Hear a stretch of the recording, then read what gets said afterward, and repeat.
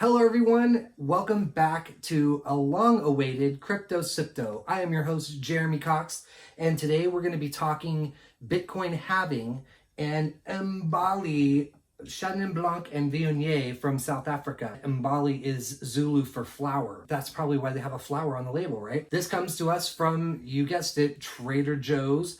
This wine clocks in at $5, $4.99. It's getting warmer outside, and this is a really fun wine to enjoy in the summertime or in warmer weather. We're gonna talk about it for just a minute, and then we're gonna get into the important topic of the Bitcoin halving and what does it mean? I apologize that it's been a while. I have a baby on the way in about less than 15 days now. On top of that, there's this weird thing going around that's got everybody staying at home, and I've been using my time to be studying how to trade crypto and how to become an entrepreneur and work for myself, because I'm out of work at the moment, and I plan to be out of work for a little while, at least while we do the bonding with the baby.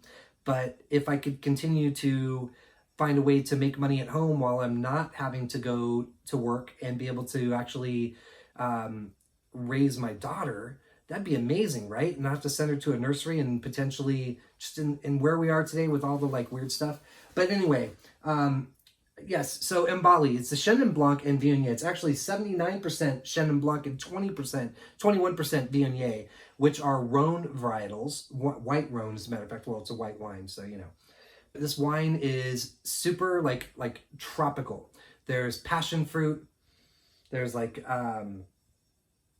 catch I want to say a little bit, but it's got hints of like lemon and citrus, but it's more tropical. It's more like real mango and passion fruit, and it's just all fruit, which would mean it's a new world wine, at least on the nose.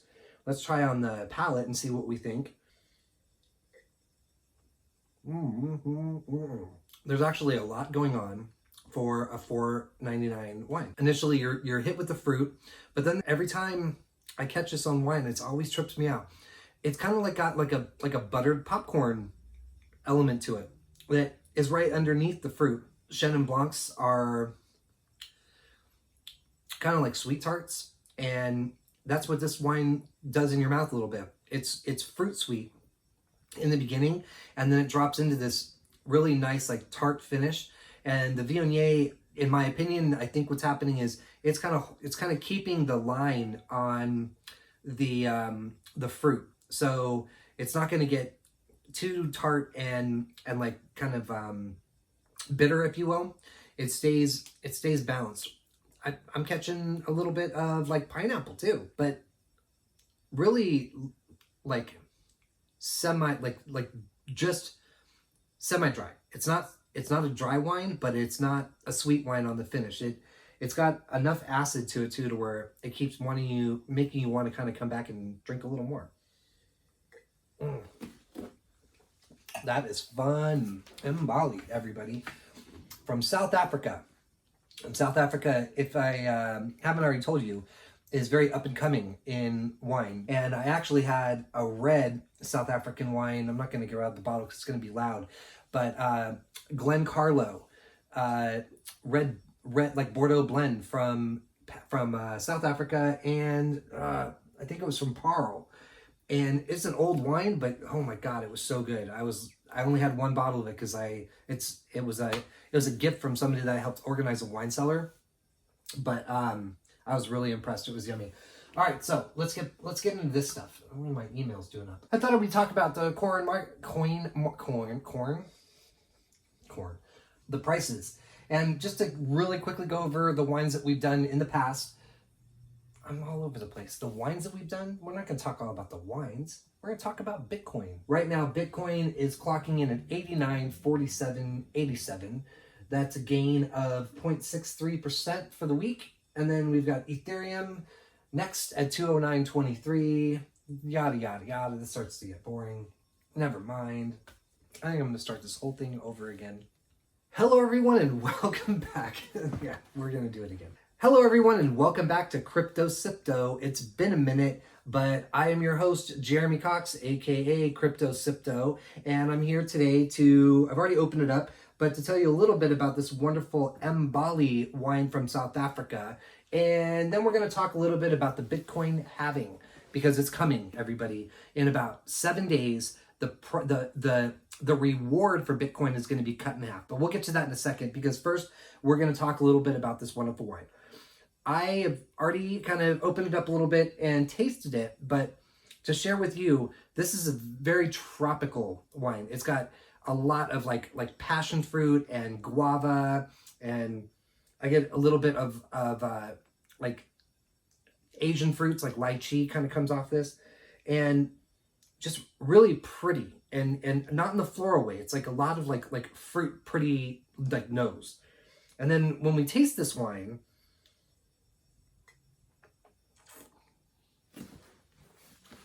the flavors are almost right in line with the nose. It's all tropical fruits. There's a fun little like dip of it's like a sweet tart. It's got 79% Chenin Blanc and then 79% Chenin Blanc and 21% Viognier. And what you get when you have a really well-made Chenin Blanc is like a sweet tart. And this wine does exactly that. It's sweet, and like it's fruit sweet, not sugar sweet, but it's fruit sweet on the front. And then as you kind of get into it and after you swallow it, it turns a little bit more on the tart side. And also like that word, I would say crisp. It's got a crisp finish, not an acidic finish. Crisp is acid, but it's just really, really easy drinking and fun. I'm a big fan of any Chenin Blanc. I really haven't met a Chenin Blanc that I didn't love. I also love Viogniers, and when they're put in the bottle together, like, how can you go wrong, right? So Mbali, and that's Zulu for flower, from South Africa. Really, really fun. Okay, so I've got CoinMarketCap open just really quick. I was gonna go over just a couple of the cryptocurrencies that I've paired in the past with wine. The first one being, you guessed it, Bitcoin. Bitcoin right now, let's actually refresh because it's been a minute. It was at $89.47. Now we're at $89.50. So it's gone up $3 since I've done my thing. Wow, I just made a few more bucks. Actually, a few more pennies. I don't have that much Bitcoin. It's trading at $89.50, and Ethereum is trading at $209.82. If you go back to my previous videos, we can kind of do a comparison if you have the time. I think everybody has the time right now though, because we're all staying at home, right? Then you have XRP. XRP has been doing some really funky stuff lately, but right now it's trading at 22 cents. Tether, you guessed it, $1, because that's the stable coin that is pegged to the US dollar. And then we have Bitcoin Cash, $246.91. Bitcoin SV, Satoshi's Vision, that one's at $207.16. One of my favorites, just because I just like the name of it, and I've got it up here somewhere behind my Art Bitcoin wallet. Litecoin's trading at $47.50. Binance Coin. Binance has been in the news lately because they just bought this CoinMarketCap. Binance Coin is trading at $17.10. EOS, depending on how you like to pronounce it, at $2.79. And Tezos, this one right here. This is a coin that a lot of people talk about. And no, this isn't financial advice. This isn't even drinking advice. It's just crypto, me here telling you about cryptocurrencies and wines. But it's a coin that a lot of people have put a good bet on, you know. And then that's about it. So that's the top 10 coins. But what we're really here to talk about is this countdown right here. In 7 days, 6 hours, 28 minutes, and 55 seconds or so, because it's basically kind of depending on when they mine the next 210,000 blocks. We'll get to that in a second. At that time, the Bitcoin mining reward is going to be cut in half. And it took me a little while to understand what halving means and how does that even work? Like, what is it? I've tried to come up with a really easy analogy, or a understandable analogy, because this is all, kind of techie. But in a nutshell, the payment that a Bitcoin miner gets is going to be cut in half. Right now, every 10 minutes, some computer out there, some miner, so it's actually somebody that owns the computer, is getting 12.5 Bitcoin for basically validating completing blocks, like basically making the ledger, the blockchain, continue on. Every 10 minutes, another block is created. So, cheers. Hold on one second. Let's take another sippy. Oh, well, we're going to have so much fun later today. So, every 10 minutes, another block is created. The miner's given 12.5 Bitcoin as a reward, but in 7 days, that reward is going to be at 6.25. And the reason for that is because Bitcoin was created by Satoshi Nakamoto to be kind of not deflationary isn't the perfect way to describe it, but it kind of balances out the value of the of Bitcoin, of the reward. Because in the beginning, the miners made 50 Bitcoin every 10 minutes. If they were still making 50 Bitcoin every 10 minutes, not only would 50 new Bitcoins be hitting the market, but on top of that, they'd be being paid 8,900 times 50. Right now, they're getting paid 8,900 times 12.5, and then in 7 days, it'll be 8,900 times 6.25. So that doesn't sound like fair, right? Like if I'm making 12.5 Bitcoin right now every 10 minutes, and then it's going to get cut in half, what incentive do I have to keep my computers on and using electricity to make Bitcoin? It's starting to get confusing, I know. But it's that whole notion of trying to keep the supply. There's this thing called stock to flow ratio, and the stock to flow ratio, to keep it with a high stock to flow. I might be saying that wrong. I think it's actually low. The stock to flow ratio is saying that like there's a certain stock or an all-time supply, like the total supply of something, and then the flow of these things in. So let's talk about what's happening with our US dollar right now. The US dollar is being printed off, like literally they're printing $2 trillion. I've heard that the numbers that are running around are $6 trillion. And then I've also heard some other people saying that the plan is to print $30 trillion of US dollars. So every time that they're going to be printing the money, then that's going to be devaluing the value of our dollar bills, right? If you go back far enough to the creation of the Fed, since 1917, the value of the US dollar has been cut down to it's like 6%, 6 cents on the dollar. So it's our buying power is basically being cut, and that's kind of scary. So anyway, we're gonna get out of this one for a minute because it starts to get just, I don't know, I get kind of sad, you know. But I would definitely, if you're interested, look some of this stuff up, because it's really easy to like go down this rabbit hole of like the monetary supply and how much is actually out there, in relation to how much like physical currency is circulating, as opposed to how much like currency there is like in existence, if you will, and that's the stock. So the flow, they're flowing in trillions of dollars as to try to save the economy right now, while Bitcoin is doing the opposite. Bitcoin is there's less of it that's going out right now. Last week, I'm going to shift gears just a little bit. Last week I spent a good amount of time, basically about like 4 hours a day, at this virtual Bitcoin conference that they had online, and it was hosted by Bad Crypto Podcast. Thank you so much, guys, for doing that. It was awesome.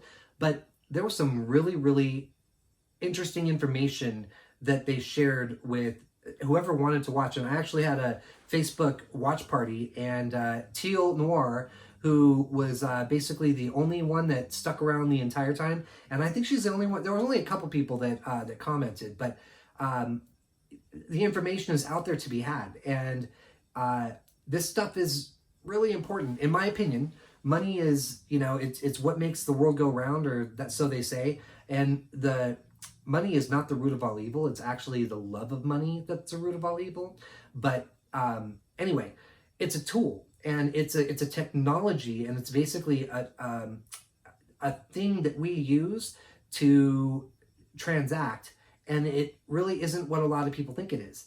And in today's time, right now, I think it's really important that we all take some time to really understand what money is and the implications of it, because this technology that I keep talking about, Bitcoin and cryptocurrencies in general, are poised to really just kind of take the world by storm, literally, and be like, people that haven't really woken up yet to the world of Bitcoin and cryptocurrency. It's gonna, I feel like, especially right now, there's a really good chance that it's going to be like a light switch that's going to all of a sudden just flip on, and then it's going to be like, hey, guess what? We're going to be using digital currency, digital dollars. They've been talking about that with stimulus package, that they wanted to print, or instead of issue checks or debit cards or just deposit it to your account, that they actually wanted to issue digital dollars. So that's going to be kind of interesting. But so to summarize, Bitcoin halving, which is taking place in 7 days, is 7 days and 6 hours, is the reward is cut in half. The speculation out there is that because that's going to happen, the value of Bitcoin is going to just automatically go up, because there's going to be less of it out there to be had. Because one of the other things that I learned a while ago is that Bitcoin miners, they're basically making a living, and there's all these different companies out there that literally that's all that they're doing. And every 10 minutes when they're mining Bitcoin, and if they actually get the reward, because it's something to be talked about later on. We could talk about the halving for days. But another thing that's kind of interesting is that there's thousands and thousands of miners that are out there, but only one's going to get the reward every 10 minutes. So there's a lot of almost kind of like luck that goes into actually getting that reward. But when you do get it, you got to feed your family and you got to keep the lights on. So you have to sell some of that Bitcoin. Well, right now, a miner might sell half or 3/4 of their Bitcoin the moment that it's mined. So they put it onto the market. So right now that's anywhere between 3 or 4 and 6 Bitcoin every 10 minutes. Some of the miners are literally like, I get it and I'm just going to hold it because they hodl. But if you can't do that, if you got to, again, keep the lights on everything, then you're selling it. But in 7 days, that half of 12 is now half of 6. And so they might be only selling out 3. So the actual Bitcoin hitting the market is going to be cut down. This would be a good time to say that there's a lot less Bitcoin in circulation than it seems, because A, people have lost their wallets, and B, the actual people that are hodling, and they aren't selling hodl. They aren't selling anything. They're like, I'm waiting until Bitcoin hits $1 million or $100,000 or whatever they think it's going to be. But they're not they have no interest in selling it anytime soon. So that's where we are. I hope to see you again on my next Crypto Sipto episode. I'm going to do just a minute of bonus time, just a minute, and then we'll go from there. But until next time, everybody, cheers. Thank you so much for joining me on Crypto Sipto, and I'll see you next time. Bye.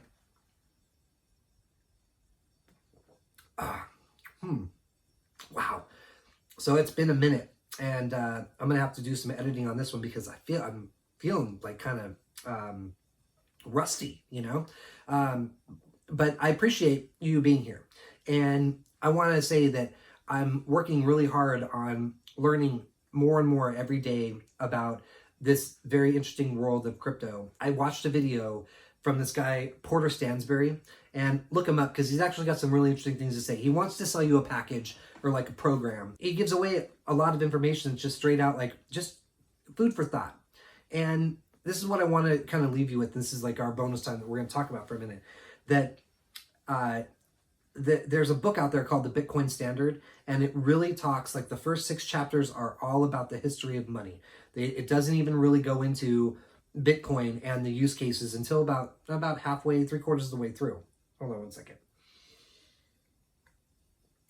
But the biggest piece of information that I got from that book is that money is evolving, and I did the history of money video early on, and was talking about like how we went from a barter system to cowrie shells to there were rhinestones way back there that were like this crazy big huge stones in Micronesia they were using as like a ledger, and then there's glass beads in Africa.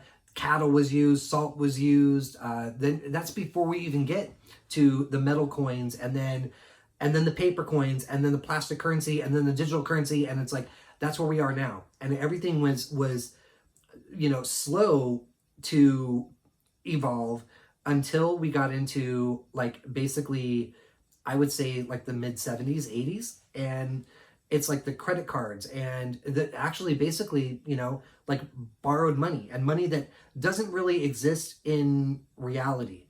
That's what's funny about people always talking about cryptocurrencies. It's like, oh, it doesn't exist. It's not tangible. You can't touch it. Are you touching the money that's in your bank account? Are you touching the money that's on your credit cards? And credit cards are even worse because you use it and you're paying for the use of that money. And unless you're really good with your finances and you're paying off your credit cards every month, you're paying somebody else so that you can use their money to pay for things. And that's just weird. But the point that I'm trying to get at here is that it's a natural thing that technology is taking over. And we're seeing everything is kind of slowed down now, but these companies still they haven't stopped. And a lot of the work from home, it's going to be very interesting to see how much more productivity comes in the roaring 20s than there was, because a lot of people are saying, oh man, now 2020 sucks. It was supposed to be amazing, and now it's like, God, we have to deal with all this stuff. But there's a lot of time on people's hands and a lot of thinking that's being done. And if you, again, not any advice or whatever, but if you have the time and you do some studying and some research on this, I highly implore you to just take a look at what digital currency looks like and what you could do to potentially, at least just become aware of it, because they're called the digerati. All right, this is what another thing that Stansbury talks about, that the digerati are all of these like techno heads, basically, geeks and which I'm not saying this in a bad way, like the nerds that were tinkering with computers back in the 90s, that were learning it all, that made, billions of dollars on technology, and they own companies now. They understand this, and they're literally, they've got crypto. And so when the floodgates open, you definitely don't want to be the last ones to be buying it, because if the moment that the masses really buy into crypto, it's going to be too late to be able to like buy Bitcoin and other cryptocurrencies at these prices. That's not to say that these cryptos, like that all the, of the 2,000 cryptos that are out there, is even more than that they're all going to still be here. 99% of them are going to go away. But there are some projects out there that aren't going anywhere. And the amount of investment and money being poured into these companies, it's like, really? Like, do you really think that it's just going to all of a sudden just go away and we're going to start fresh with some other currency? So anyway, that's my 2 cents. This was the bonus time. If you stuck around for this long, please, I thank you so much. And leave a comment under like in the comment thread thing, and let me know what you think of this technology and where we're going with it. So now, until next time, thank you very much for joining me for Crypto Sipto. I will see you sooner rather than later. We're not going to wait months for another Crypto Sipto video. All right. Thanks so much. Cheers.